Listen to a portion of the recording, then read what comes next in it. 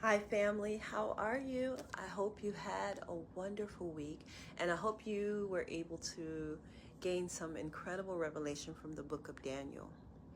I hope that you enjoyed it and you'll continue to dive into it.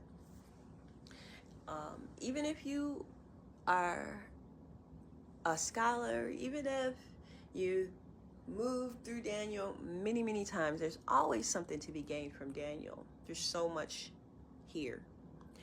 I wanted to share a little bit about chapter 4.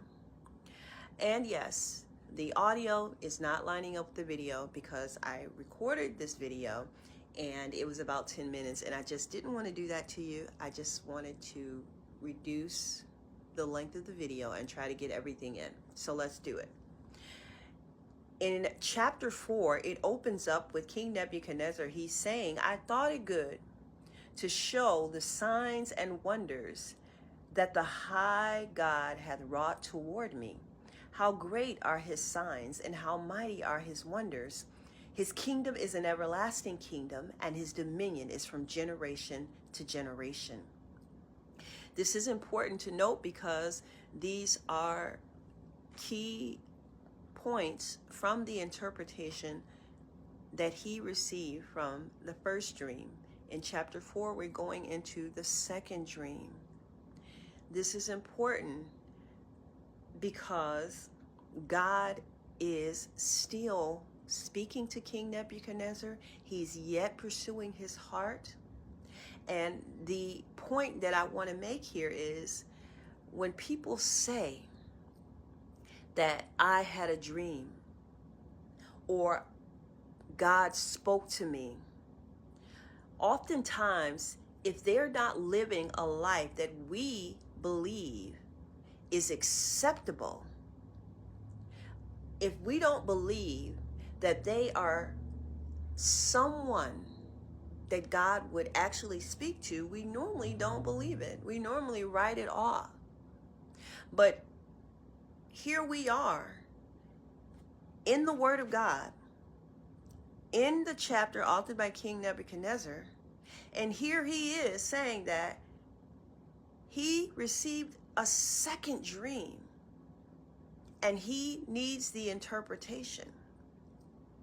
And so again, he calls the magicians, the soothsayers, the wise men, everybody to come and interpret the dream.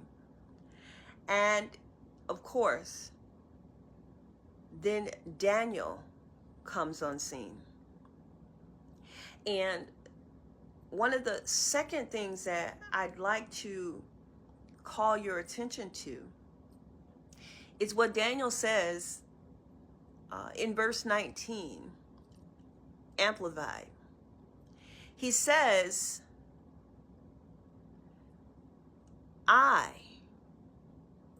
he said, my Lord, may the dream be for those who hate you and his message for your enemies.